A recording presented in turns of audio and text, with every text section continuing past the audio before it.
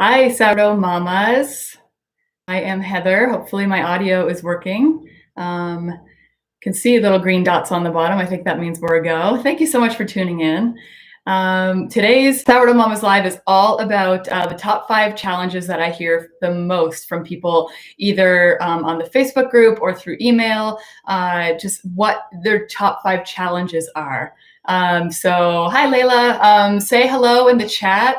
Let me know that you're watching. Let me know maybe where you're watching from. At the end of the top 5 challenges that I'm going to talk about, I'm going to do an AMA, which basically means you can ask me anything about sourdough. And I'll do my best to answer. If I know it, I'll answer for sure. If I'm not sure, I don't like to guess and steer you in the wrong direction. So I will guide you in the right direction of where you can find those answers. So I hope you guys have lots of questions. Send me those in the chat. I have a few from the Facebook group as well. And I'm really excited to get started. Layla's from Toronto. And Caroline is from England. Shropshire. Am I saying that right? I probably messed that up so bad. Toronto, though, I'm from Halifax originally, and I moved up to Yellowknife to do some nursing, and then I moved to the US from there. So a fellow Canadian. So thank you guys all again for tuning in. So again, in case you don't know, my name is Heather, and I am the founder of Leavenly.com and the Sourdough Mamas community. And the Sourdough Mamas Live is all about you. It's all about you guys and your concerns, your sourdough topics that you want answered and addressed. And so I'm here to do that. In the next couple of days, in the next day or two, keep your eyes out for a great big, super exciting announcement from Leavenly and from Sourdough Mamas. I'm super excited about that, and I'm really bad at keeping secrets, so I'll try not to say much more than that, but definitely just keep your eye out. So let's see, Los Angeles, Vivian, hi. And Karen's from Peterborough, UK. Thank you guys for tuning in and sending over your comments.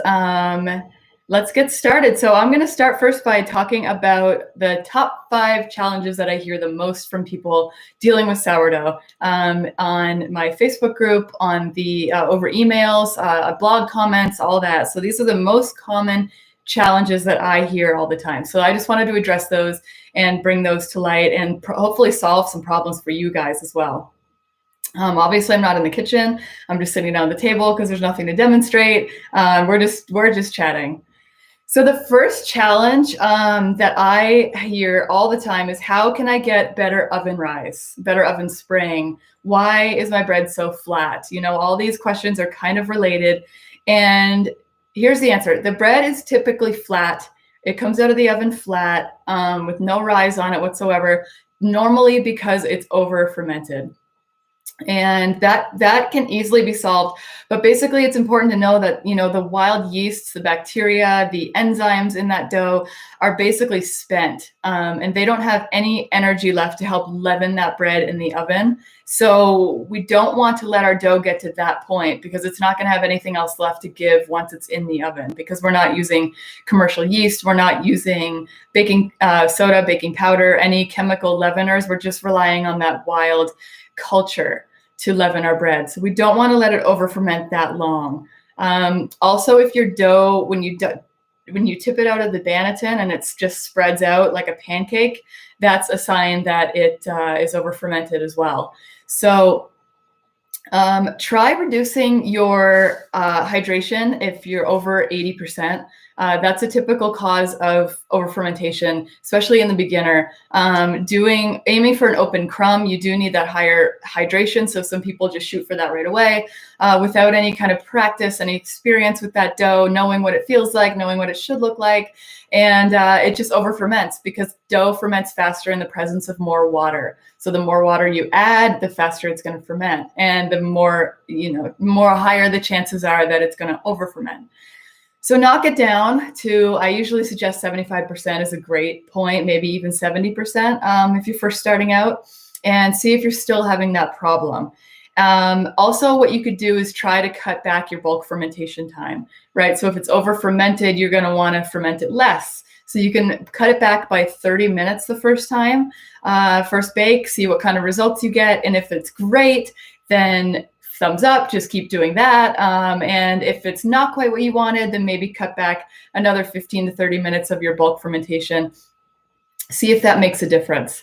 As an aside, if you pull out a banneton of dough and you flip it upside down and it spreads out like a pancake and you know that it's over fermented, don't score it, because once you score it, it's going to lose what little strength it does have left. That's gonna just make it spread out, and it's just gonna lose all of its integrity, and it's certainly not gonna rise. So, the worst that's gonna happen is you'll put it in the oven and it'll burst and it'll make its own score. Likely that won't happen though if it's over fermented. It'll just help keep a little bit of integrity in that surface and help you get a little more rise than you would if you did score it. So that's just a little thing to keep in the back of your mind. The other thing too is for better oven spring, if you've addressed the hydration issue, if you've addressed the fermentation time issue, use a nice, strong, firm, but gentle hand when you're shaping. And you can probably be a little bit tougher on your dough than you think. There's a lot of talk about that you don't want to degas your dough, and that's true. But to a certain point, you're going to want to be pretty firm with it because it needs that surface tension. It needs that tautness after you're done shaping it. So if you feel like maybe you're not shaping strong enough, maybe that could be something to try as well to get you a better oven spring. And also, always steam and always a good score. And we're going to talk about scoring in a few minutes.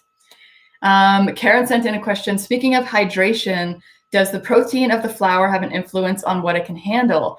Yeah, it absolutely does. And I know most of you have heard of Kristen Dennis over at Foolproof Baking. She has a PhD, I think, in biology.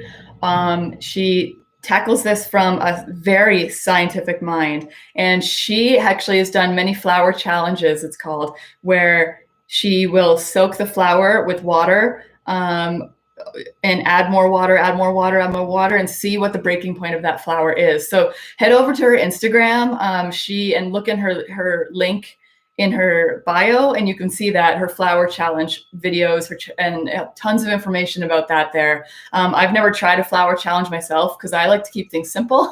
I'm like on the opposite ends of Kristen. She's over here experimenting, and I like to keep it safe, and I do what I know. But she is a huge resource, and she's going to have lots of answers for that. So that's a really, really good question.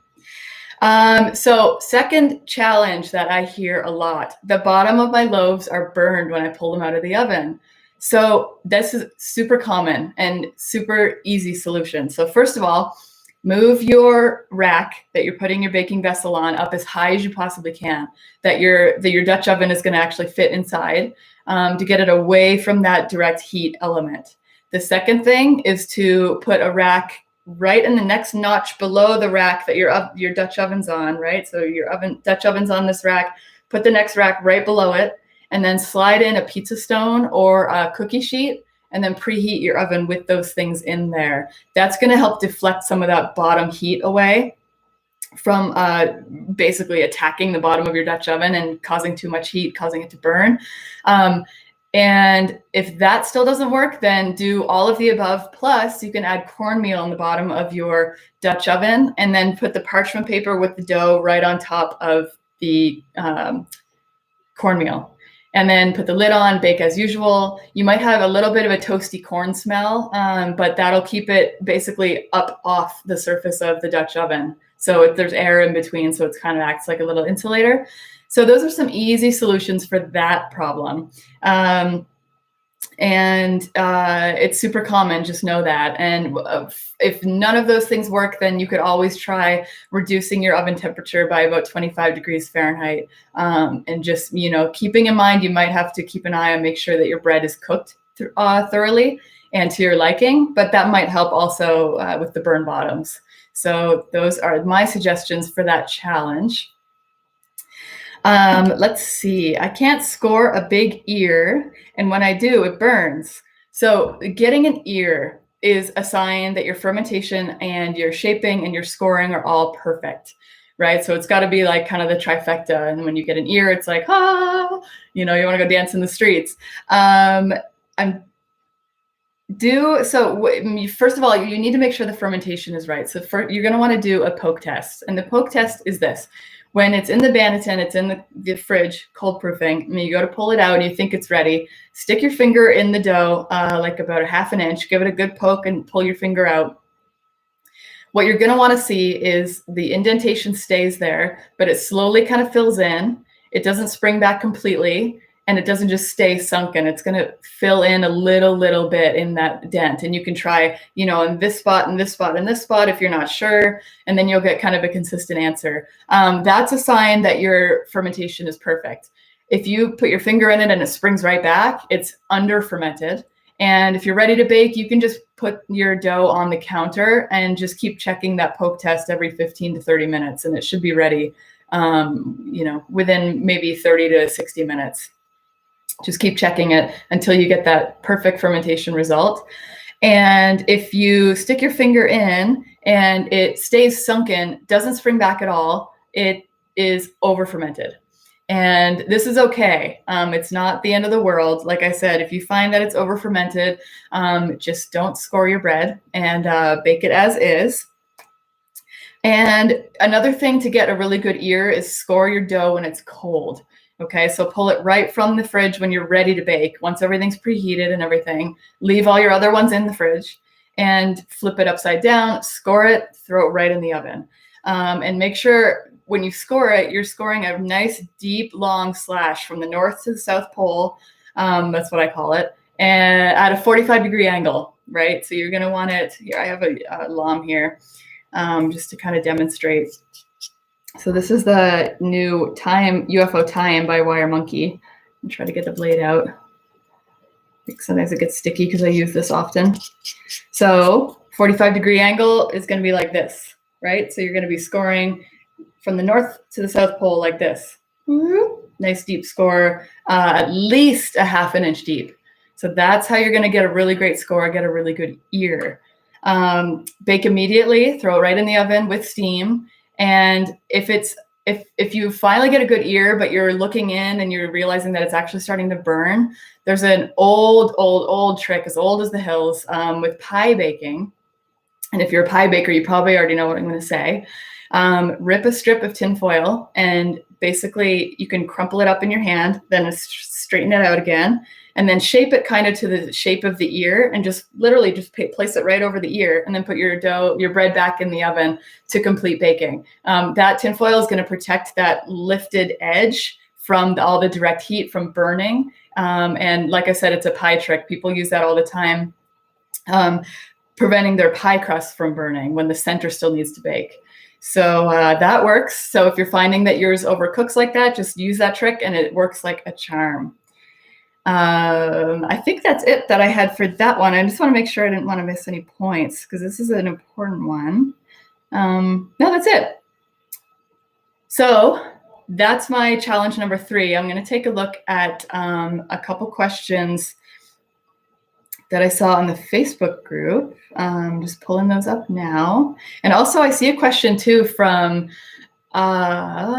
Jane said, review calculation of hydration, please. So yes, the calculation of hydration is very simple. So it's a simple math equation. And what it is you take the amount of water divided by the amount of flour and you times it by 100. And that's going to give you a number in a percent of what your hydration is.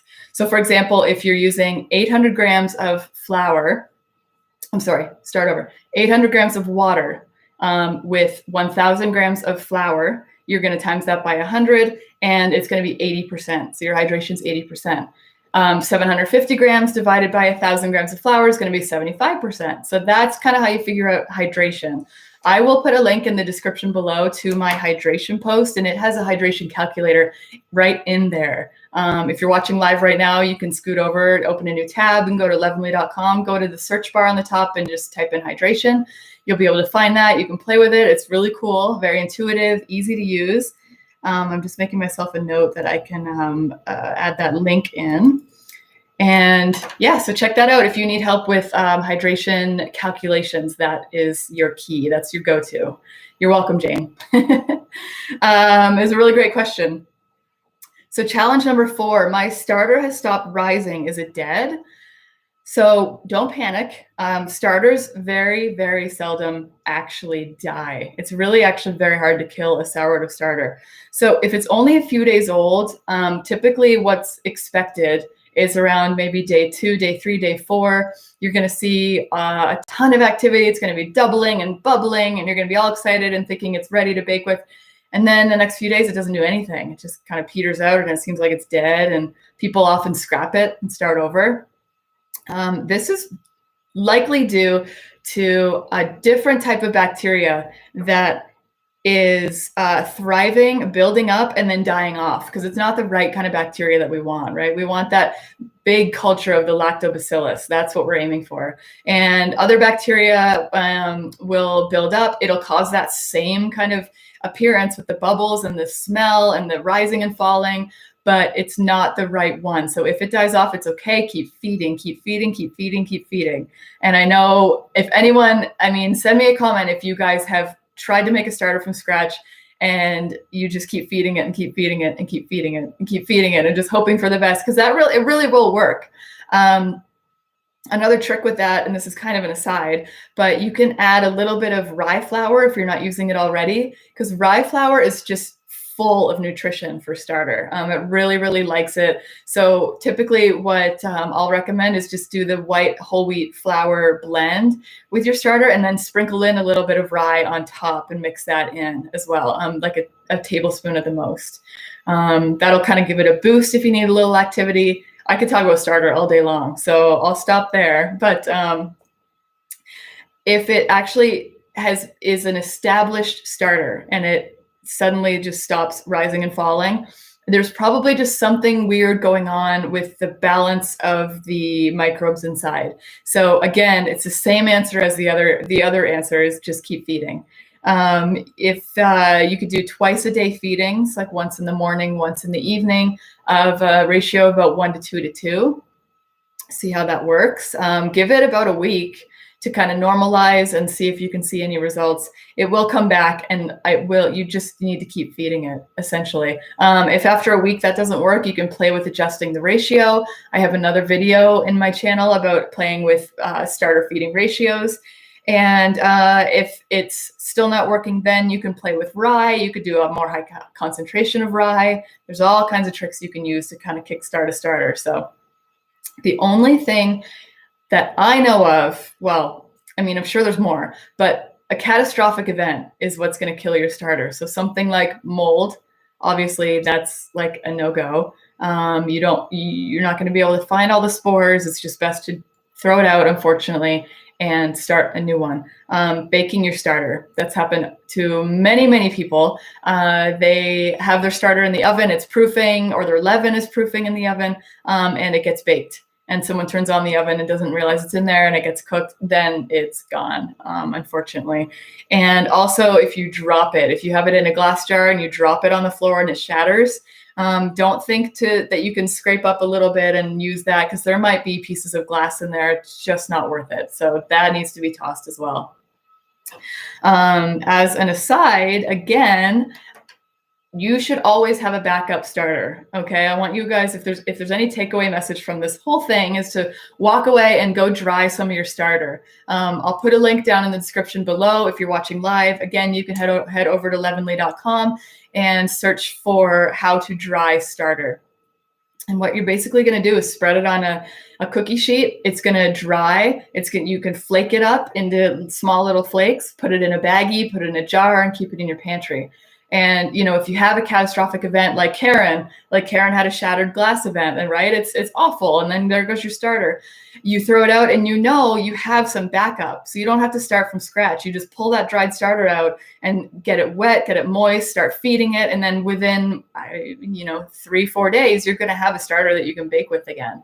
So please go do that if you haven't done that already. Just a little insurance. Yeah, and Layla said, I lost mine that way by preheating the oven. So many people, happens all the time. So go dry some starter. All right, thank you guys for the questions.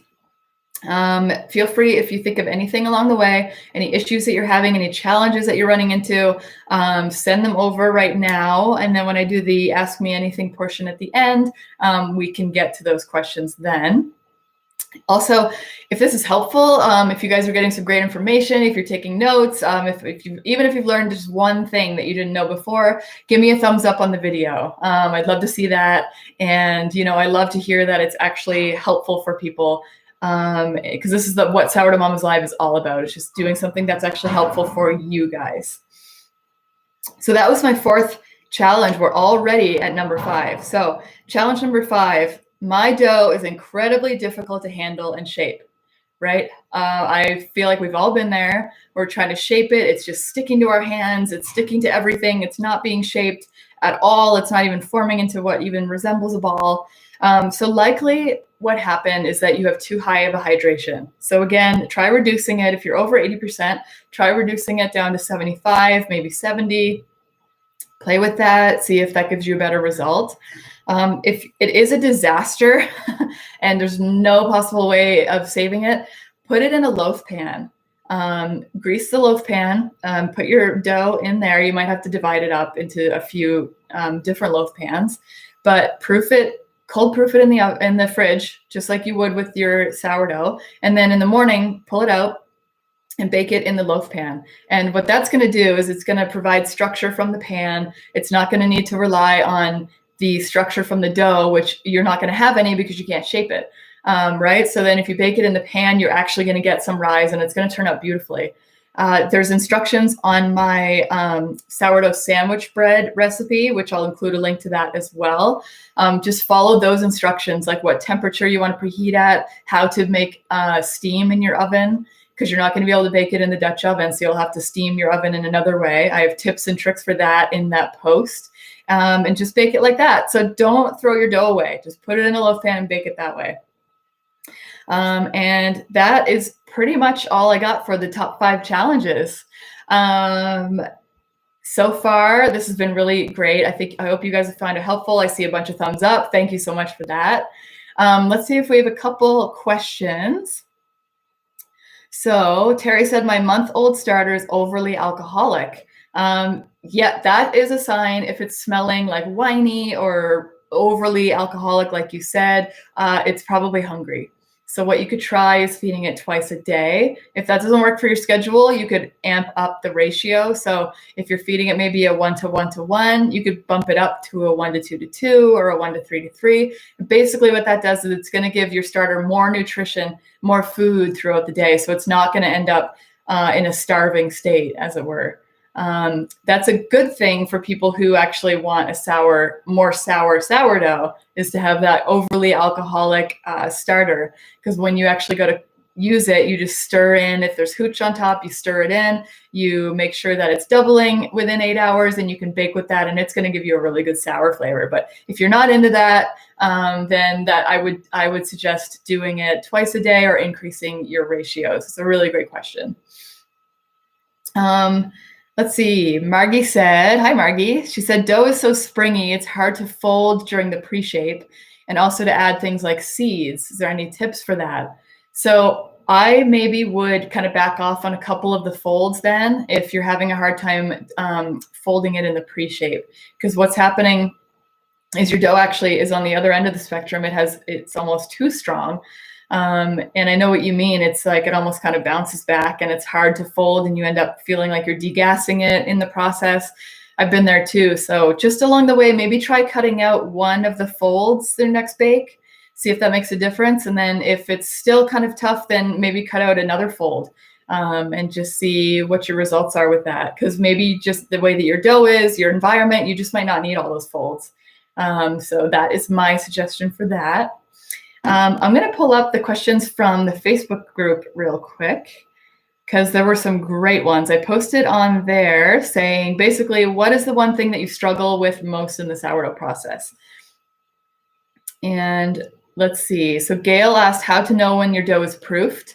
I went over that in the beginning, the poke test. That's going to be your tried and true method of knowing when it's proofed. And after a while, you're not even going to need to do the poke test anymore, because you will just have a sense of when it is ready just by seeing how much it has risen in the Banneton when you flip it out, what it should look like, should feel like, what it looks like after scoring. So eventually you won't need to do the poke test, but I did the poke test for probably 2 years when I first started out. And even sometimes I'll still do it if I make some kind of adjustment in my recipe. So that is how you're going to know if it's properly proofed. Let's see.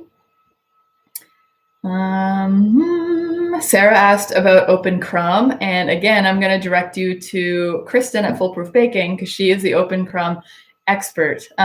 Basically with open crumb, you're going to want to do a high hydration loaf and something, 80%, 85% hydration. So again, you're going to be wanting to watch that fermentation. You're going to be watching the way that you do your folds, and there's all kinds of different things that go into aiming for an open crumb. So her and also Trevor Wilson has an ebook that you can just Google. Trevor Wilson Open Crumb Mastery is what it's called. And it's fantastic for anyone that's aiming to do that open crumb. So highly suggest those guys. They're the experts with that. Certainly not me. And I'm okay with that. Let's see, Christina said, dough stickiness, how to deal with it, and what's missing. I end up adding additional flour and probably messing up the recipe. So that's one thing I was actually going to mention, and I'm glad you said that, Christina, because when you have a really, really sticky dough, unfortunately, you can't just add flour to it and make it better. Like with most recipes, when you can do that. I made biscuits the other day. They were a little sticky. I added a little more flour and they were good to go. You can't really do that with sourdough once it's fermented that long. So if it's overly sticky, like I said, put it in loaf pans, bake it that way, make a mental note or a paper note. You should keep notes with your bakes and just adjust it that you're going to do a lower hydration or maybe cut your bulk fermentation down a little bit. And that's my suggestion for the really, really sticky dough that's hard to handle. So that's what I would do. Great questions, you guys. Let's see. Karen said, stretch and folds per set. Do you only do one round, like one time with every corner, or do you do more? So I'm assuming you mean, you hold the edge of the bowl and you reach under, pull it up and down, and then you rotate it 90 degrees, reach under, pull it over like that, like 90 degrees each side. I do one time every corner. Sometimes though, if you've done it enough, you can feel that it might need a couple extra folds. So you might do like 1.5 times around or 2 full times around. So you'll just kind of get a feel for that. And, I'm trying to think how to explain it. If you're grabbing your dough and you're folding it over and it still feels like in the initial stages, especially like kind of wet, not exactly soft and billowy, and it just kind of slaps down and doesn't really take any kind of shape, then you might want to go around and do another full round of the stretch and folds. You can't go wrong with just doing one, I don't think. And, check back in 20, 30 minutes, you can do another round then. But yeah, if you feel like you want to do some extra ones, if something's telling you to keep going, to do some more stretch and folds, then by all means do that. You are not wrong. You should follow your baker's gut with that for sure. Let's see. I guess we'll do one last question from the Facebook group. Jennifer said, time is a factor because I have 2 5-year-olds running around and I'm so afraid of missing a step or over fermenting. I hear that. That was my struggle when I first started out. I had 2 kids under 2 at the time, and now I have 3 kids under 4. And it is a challenge for sure. The best thing I can recommend is to take notes, to sit down in a quiet moment, like right after the kids all go to bed, and write down your actual schedule, like the time you're going to build your leaven, and then, 9 p.m. And then the next morning, 6, 7 a.m., whenever you get up, start mixing dough, mix leaven with water and flours and autolyse, and then write out the times, write yourself a schedule. That's going to help a lot. And then as you go along, you can check them off, each step that you've done. And then there's a lot less risk of over fermenting. You're not just glancing at a recipe while your kids are tugging at your pants for snacks or calling from the bathroom because they need your help. You can, if you get pulled away, you can come back and know exactly where you were. So that's my advice for that. And I hear you, absolutely. It's tough doing sourdough with kids running around, but it's definitely possible. So these are some really, really great questions, guys. That's a wrap. If you guys send any more questions in on the YouTube video here, I'll answer them in the comments. Again, keep an eye out for our super exciting announcement coming in the next day or two. You'll see it on email. You'll see it in the Facebook Sourdough Mamas group. So definitely keep an eye for that exciting announcement. Thank you guys for tuning in. Again, if this was really helpful, if you've walked away with one new piece of knowledge even, give me a thumbs up, send me a comment, and I would love to hear from you guys. So again, I'm going to include all those links we talked about, and I guess that's a wrap. So thank you guys for tuning in. This is really fun, and I'll see you at the next Sourdough Mamas Live in 2 weeks' time. Take care.